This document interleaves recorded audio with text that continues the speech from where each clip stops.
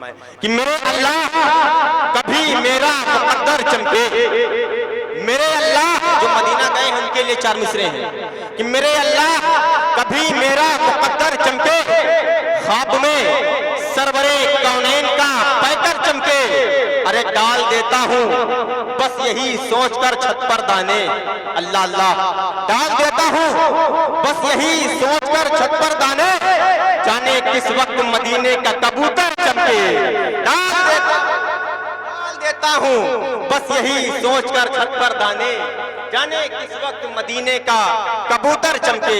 बड़े अदब के साथ अपने असल मकसद की तरफ रवाना होता हूँ। मैं बड़े अदब के साथ गुजारिश कर रहा हूँ, हजरत मौलाना मोहम्मद रेहान साहब से कतरी क्लास से तशरीफ लाए हुए हैं, इस वक्त गुजारिश कर रहा हूँ और अपने मवाज़े हसना से सामईन को नवाजें। इस शेर के साथ ये अंजाम उसके हाथ है, आगाज करके दे भीगे हुए परों से ही परवास करके दे।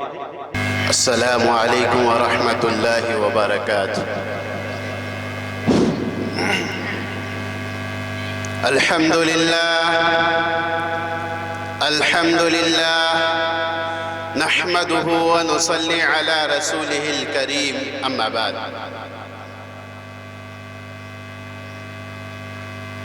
मुअज़्ज़ज़ सामाईन इकराम,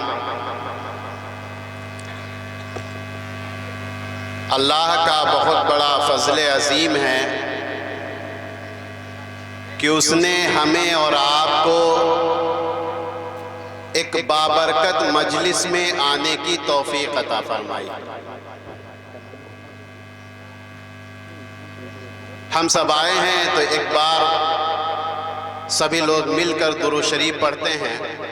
अल्लाहुम्मा सल्ली अला मुहम्मदिन व अला आलि मुहम्मद कमा सल्लैता अला इब्राहीम व अला आलि इब्राहीम इन्नका हमीदुम मजीद। अल्लाहुम्मा बारिक अला मुहम्मद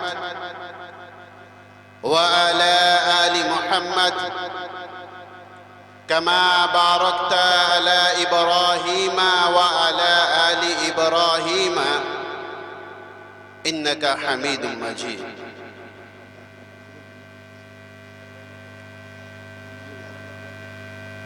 मुअज़्ज़ज़ सामाईन,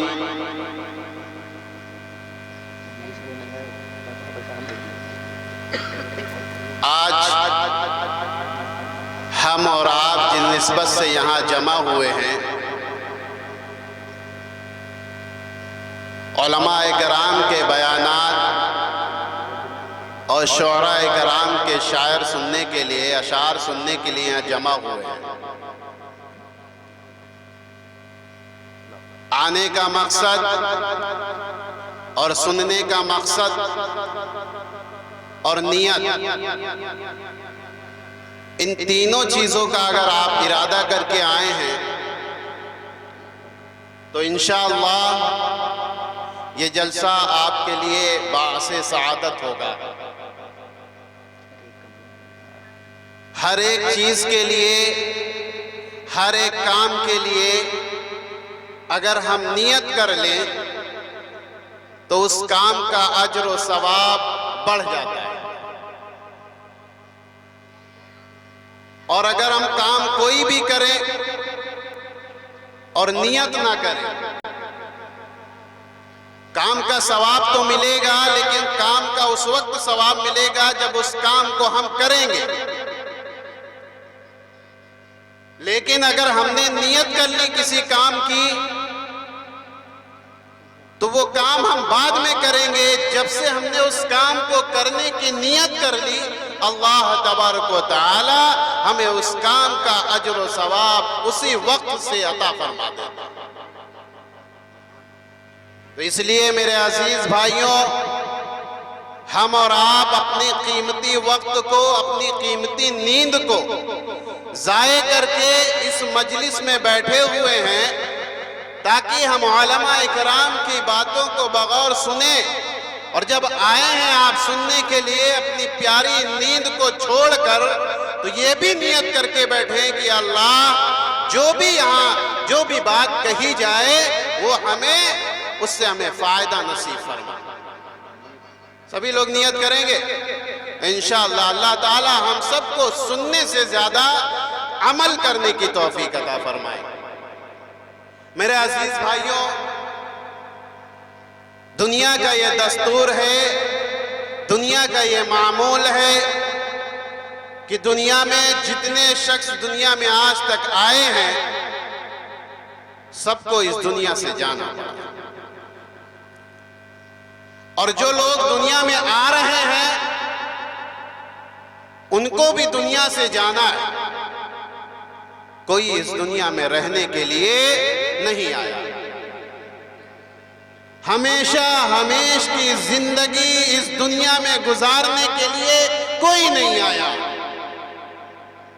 अच्छा, ये बात सिर्फ मुसलमानों के लिए है कि नहीं? सिर्फ मुसलमान के लिए ये खास है कि अगर मुसलमान दुनिया में पैदा होगा तो उसे दुनिया छोड़कर जाना है? नहीं मेरे अजीज भाइयों, ये दस्तूर है पूरे इंसानियत के लिए। वो चाहे किसी मजहब के मानने वाला हो, अगर वो इंसान है या हैवान है, अगर उसके अंदर जान है तो उसे इस दुनिया से जाना है। चाहे वो मुसलमान हो, चाहे वो हिंदू हो, चाहे वो सिख हो, चाहे वो ईसाई हो, किसी मजहब के अंदर ऐसा कोई शख्स नहीं आया कि वो दुनिया के अंदर आया हो और आने के बाद इस बात का वो पुख्ता इरादा करके आया हो या अलल ऐलान ये बात कह रहा हो कि हम दुनिया के अंदर पैदा हुए हैं और अब मुझे इस दुनिया से नहीं जाना। क्यों भाई? आज तक आपके धर्म में किसी ने बताया ये बात? आपके धर्म में ये बात लिखी है कि जो दुनिया में आया है वो अब नहीं जाएगा? सबको जाना है। ये बात और है कि सबके मज़ाहिब अलग अलग हैं, सबकी इबादत करने का, सबका पूजा करने का तरीका अलग अलग,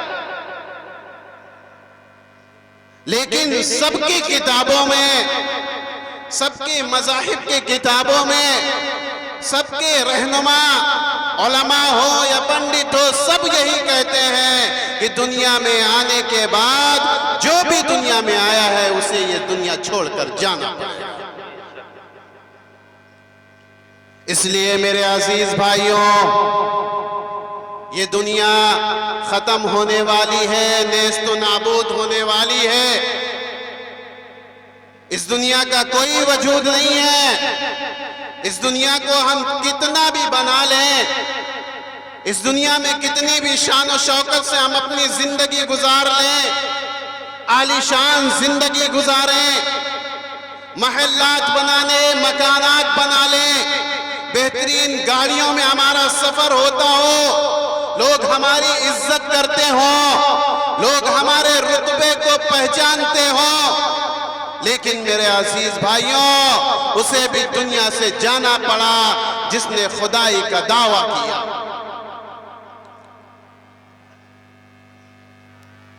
ये दुनिया खत्म होने वाली है, नेस्त नाबूद होने वाली है। इसलिए ये मेरा पैगाम देना चाहता हूं कि इंसानों, जब तुम्हें दुनिया छोड़कर जाना है, जब तुम्हें दुनिया छोड़कर जाना है, तो फिर आपस में मोहब्बत क्यों नहीं है? ये आपस की नफरतें क्यों बढ़ती जा रही हैं?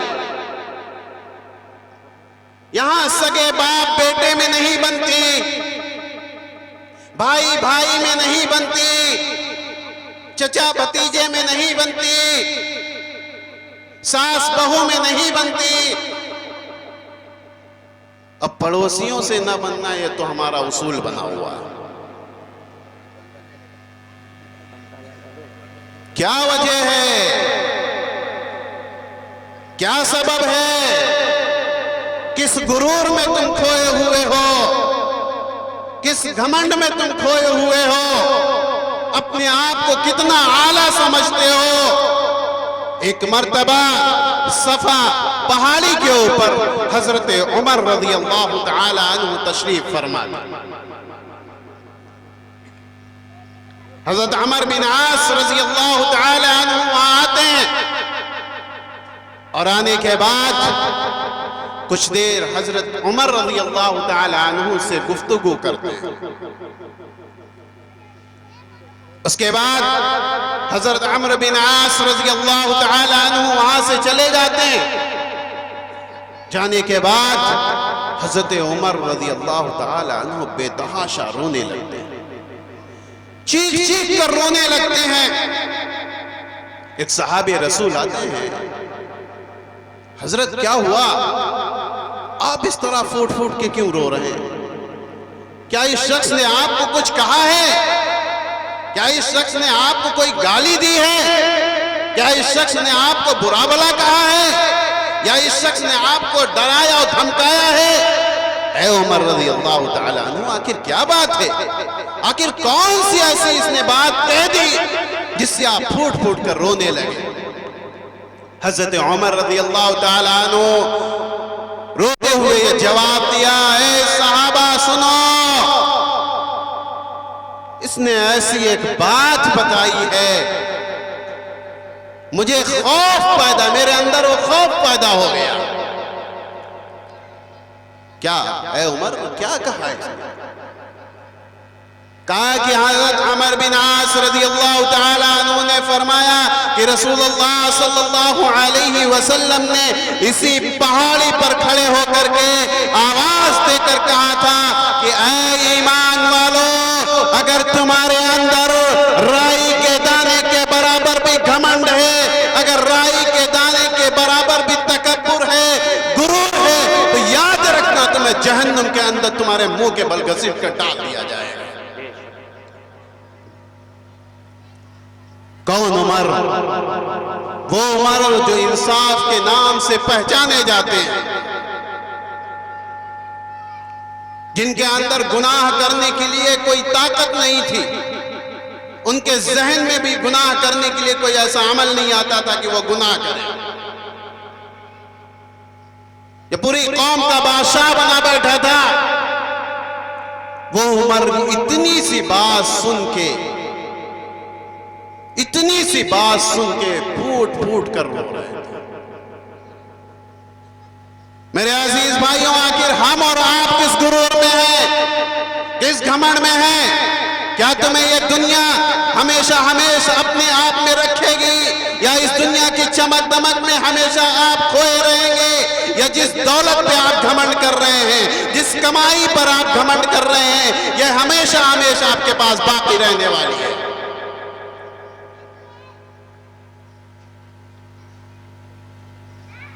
किसी भी मजहब का मानने वाला क्यों ना हो,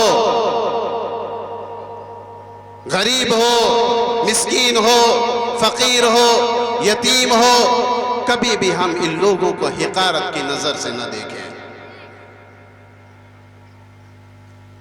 ऐसा नहीं है कि अगर मुसलमान है तभी हम उसको हिकारत की नजर से न देखें।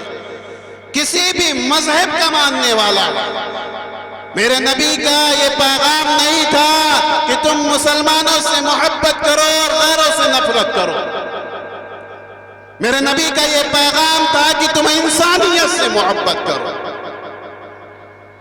मेरे नबी जब दुनिया के अंदर आए तो 40 साल के बाद नबूवत मिली थी। कितने साल के बाद? 40 साल के बाद नबूवत मिली थी। उतने साल तक नबी को दीन नहीं, पैगंबरी, उनको रसूल नहीं बनाया गया, पैगंबर नहीं बनाया गया, उन्हें नबूवत नहीं मिली। जब 40 साल तक उन्होंने मक्का मुकर्रमा के अंदर जो जिंदगी गुजारी, उस वक्त मक्का वाले कहते थे कि मोहम्मद सादिक है, अमीन है, सच्चे हैं, सदाकत का फैसला करने वाले हैं। उस वक्त 40 साल की उम्र तक मेरे नबी ने किसी भी मजहब के लोगों को बुरा भला नहीं कहा। जिस मजहब के लोग उनके बाद फैसला कराने के लिए आते, अल्लाह के नबी हमेशा ईमानदारी के साथ फैसला किया करते और उनके मामलात को देखते, उनके किरदार को देखते तो मक्का वाले कहते कि अगर इंसान हो तो मोहम्मद के जैसा हो, वरना ना हो। मेरे नबी का ये पैगाम था कि दुनिया वालों, ये ना कहना कि जब नबी को नबूवत मिली तब जाके इंसानों के ऊपर मेहरबान हुए। नहीं नहीं, 40 साल तक नबूवत नहीं मिली, लेकिन फिर भी इंसानों के दिलों पर छाए रहे। दीन तो कितने साल में फैला? 40 साल के बाद 62 साल की उम्र में अल्लाह के नबी दुनिया से रुखसत हुए और 22 साल में 10 साल तो उनके सफरों में गुजर गए। यानी कि अगर देखा जाए तो दीन तो सिर्फ 12 साल में फैला। उस 12 साल की मेहनत में, उस 12 साल की जद्दोजहद में, उस 12 साल की मजलूमियत में जो जिंदगी अल्लाह के नबी ने गुजारी है, वो जिंदगी हम और आप पढ़ते नहीं हैं। मेरे अजीज भाइयों, आज हमारा ईमान इसीलिए कमजोर है, आज इसीलिए हम बेनमाजी हैं, आज इसीलिए ये ईमान हमारे दिलों के अंदर असर नहीं करता, आज इसीलिए उलमा के बयानात हमारे दिलों के अंदर असर नहीं करते, आज इसीलिए कुरान पाक की आयतों को हम पढ़ते तो हैं, इसीलिए कुरान पाक की आयतें हमारे दिल में असर नहीं करती, आज इसीलिए नबी की सुन्नतें, आज सुन्नतों पर हम अमल नहीं करते, क्योंकि आज हम नबी की शरीयत को समझना छोड़ दिए। इसीलिए आज कुरान मुकद्दस की आयतों को पढ़ते तो हैं, लेकिन उसको समझना छोड़ दिए। लेकिन जब हमने दीन रसूल को समझना छोड़ दिया, दीन रसूल को मानना छोड़ दिया, तो अल्लाह ने फरमाया कि जाओ, जिस शरीयत की तुम पाबंदी नहीं कर सकते, जिस अहकामात की तुम पाबंदी नहीं कर सकते, तो जाओ, मैं भी तुम्हें जलील ख्वार कर दूंगा दुनिया के अंदर। मुझे तुम्हारी इबादत की जरूरत नहीं है। तुम मस्जिद में आओगे, सजदा करोगे, ये मेरे पे एहसान नहीं करोगे। तुम नबी की शरीयत पर, नबी की सुन्नतों पर अमल करोगे तो अल्लाह पर कोई एहसान नहीं करोगे। कब तक नहीं करोगे? कब तक इबादत नहीं करोगे? किस दिन तक नहीं करोगे? मेरे अजीज भाइयों, ये लगाम, ये डोर हमारी और आपकी अल्लाह के पास है। जिस तरह बच्चा पतंग को उड़ाता है, उड़ाने के बाद पतंग को ढेल देता है, जाओ, कितनी दूर तक आसमान तक उड़ा देता है। बड़ी सी पतंग छोटी सी नजर आती है। क्यों ढील देता है? वो जानता है कि जितनी तुम्हें फव्वारे भरनी है तुम जाओ उड़ते हुए, क्योंकि तुम्हारी डोर मेरे हाथ में है। जब मैं चाहूंगा तुम्हें अपने पास खींच लूंगा। मेरे अजीज भाइयों, तुम्हारी डोर भी अल्लाह के हाथ में है। तुम कितनी भी अल्लाह की नाफरमानी करो या कितनी भी तुम अल्लाह की इबादत में मशगूल हो जाओ, दोनों सूरतों में तुम्हें आखिर एक ही वक्त में तुम्हें एक वक्त आएगा जो अल्लाह का पैगाम आएगा, ए बंदे चल, तेरा बुलावा आया, अल्लाह ने तुझे बुलाया है, चल अब चल, तेरा वक्त पूरा हुआ दुनिया का, तेरे जिंदगी गुजारने का, दुनिया की ऐश और आराम का अब तेरा वक्त पूरा हुआ।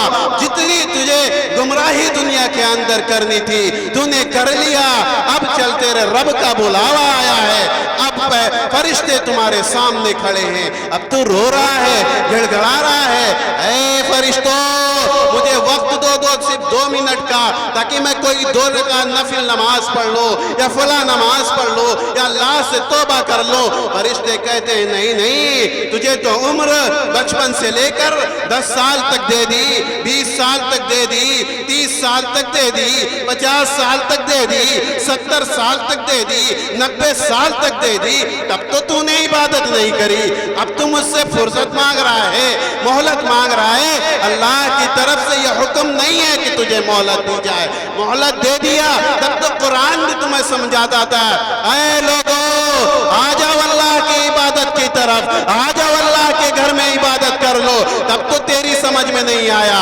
मेरा रसूल आया, पैगंबर को भेजा, जाओ पूरी दुनिया को पैगाम दे दो, ऐ इंसानों, अल्लाह एक है, वहदहू ला शरीक है, तो उसकी इबादत कर ले, वरना खसारे में जाएगा, वरना तो नुकसान में जाएगा। तब तो तेरी बात बात समझ में नहीं आई थी।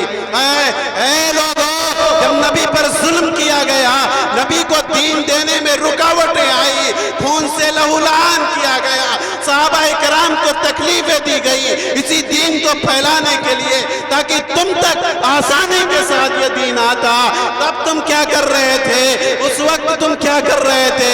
ऐ बंदे, अब तुझे फुर्सत नहीं दी जाएगी, अब तुझे मोहलत नहीं दी जाएगी, अब तेरा वक्त मुकम्मल हुआ, अब तेरा वक्त पूरा हुआ, अब वो अमाल का कोई वक्त, अब अमल का कोई वक्त तेरे पास नहीं है। तुम्हें दबोचेंगे और तुम्हारी रूह को लेकर चले जाएंगे।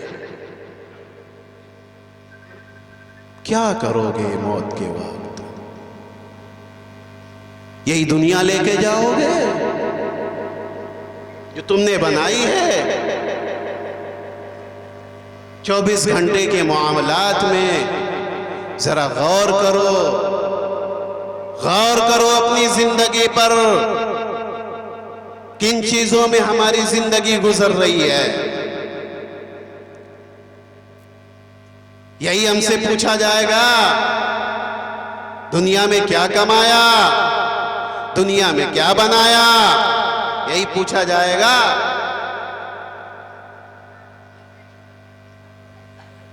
जब मेरा दामन पकड़ा जाएगा, अल्लाह मैदान महशर में पूछेगा, रसूल का सामना होगा, उस वक्त क्या जवाब दोगे? क्या मुंह दिखाओगे अपना रसूल को? ऐ मोहम्मद, मैं तेरा दीन पढ़कर, मैं तेरे दीन पर ईमान लाया था, मैं कहता था कि मैं आशिक़े रसूल हूँ, मैं मोहम्मद का मानने वाला हूँ। उस वक्त जब मैदान महशर में मोहम्मद खड़े होंगे और तेरा सामना होगा, तो ऐ लोगों, क्या कहोगे अपने मोहम्मद को? ऐ मोहम्मद, मैं तेरा मानने वाला था, मैं तेरे ईमान को, मैं तेरे इस्लाम को मानने वाला था, तेरी मोहब्बत का दुनिया में डंका पीटता था कि मैं आशिक़े रसूल हूँ, मैं मोहम्मद सल्लल्लाहु अलैहि वसल्लम को मानने वाला हूँ। अपनी जिंदगी के अंदर तुमने मोहम्मद के दीन को कितना अपनाया? क्या जवाब दोगे? मेरे अजीज भाइयों, मौत किसी को फुर्सत नहीं दे, मौका नहीं देती। होता नहीं, अरे अभी तो फलां साहब गए थे, अचानक क्या हुआ? अरे अभी तो मेरी मुलाकात हुई थी, अभी आधा घंटा पहले, 15 मिनट पहले, 1 घंटा पहले, 1 दिन पहले, 1 हफ्ता पहले, तब तो ठीक ठाक थे, अचानक क्या हुआ? 1 घंटा पहले आपसे मुलाकात हुई थी, आपको बताया था कि हम जा रहे हैं, फरिश्तों ने बुलाया है कि फला जगह पर आ जाओ, तुम्हारी रूह निकाल ली, आपको बताया था? या आप बता के जाओगे? आपको मालूम है कि आपकी रूह कहां निकलने वाली? मौत तो एक बहाना ढूंढती है। आपका पैर लड़खड़ाए, जमीन पर गिरे, कहां चले गए? बुलावा आ गया।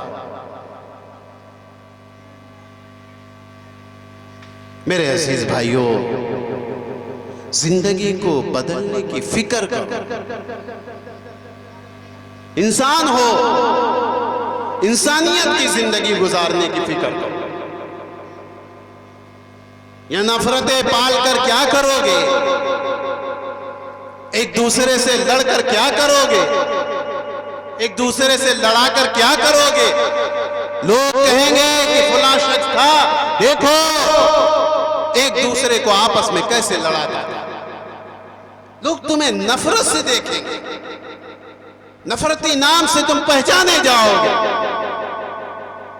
अपना किरदार ऐसा बनाओ कि लोग तुम्हें देख कर कहें, वो देखो फला शख्स आ रहा है। अपने तो अपने, गैर भी ये कहें, मेरी शरीयत ये नहीं है, मेरा दीन ये नहीं है, कि लोग मुसलमान को देखकर अलग, अजीब सी उनकी कैफियत बन जाती है।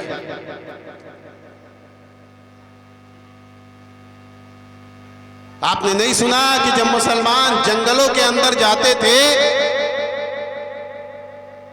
तो भेड़, चीते, बड़े बड़े जानवर उस रास्ते को खाली कर दिया करते थे,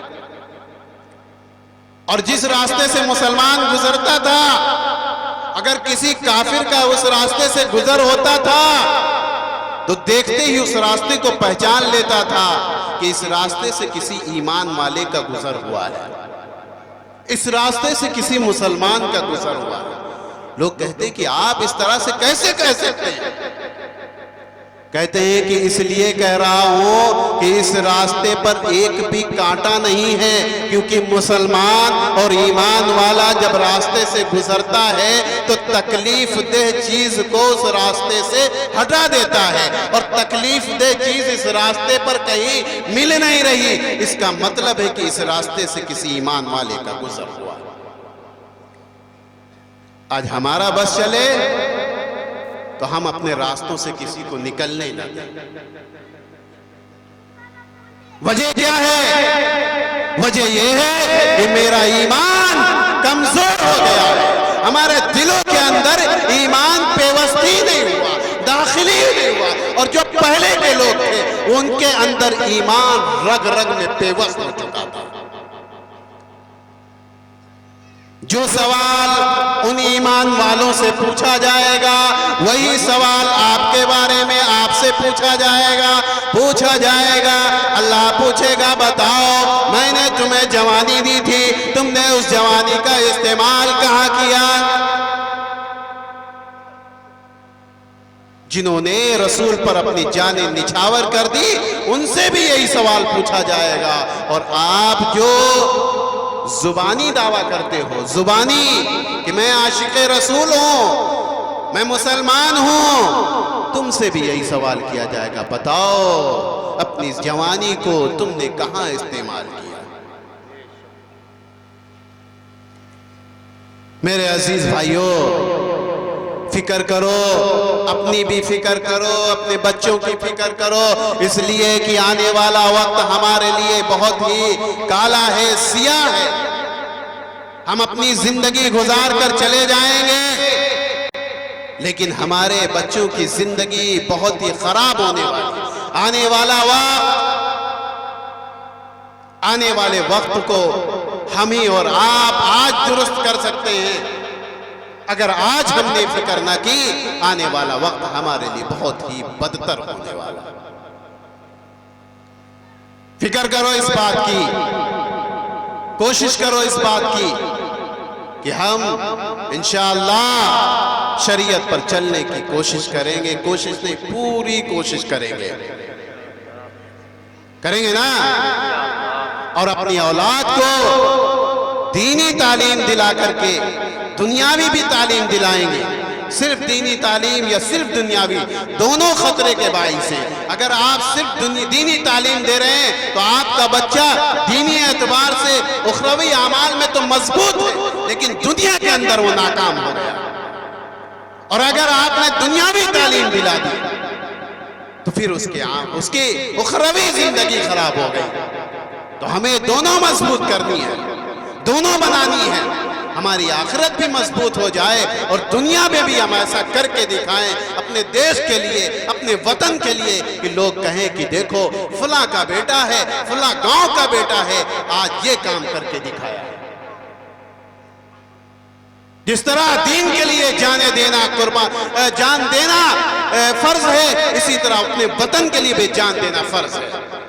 दीन की हिफाजत करना भी फर्ज है और वतन की भी हिफाजत करना फर्ज है। इसलिए मेरे अजीज भाइयों, हम सब अहद करेंगे कि अल्लाह ताला हम सबको समझ अता फरमाए और कहने से ज़्यादा, सुनने से ज़्यादा अमल की तौफीक अता फरमाए। और भी उलमाए कराम हैं, अभी शोराए कराम हैं जिनका अशार सुनना है, इसलिए आप सबसे दुआ की दरख्वास्त है, अल्लाह ताला हम सबको समझ अता फरमाए। वाक़िद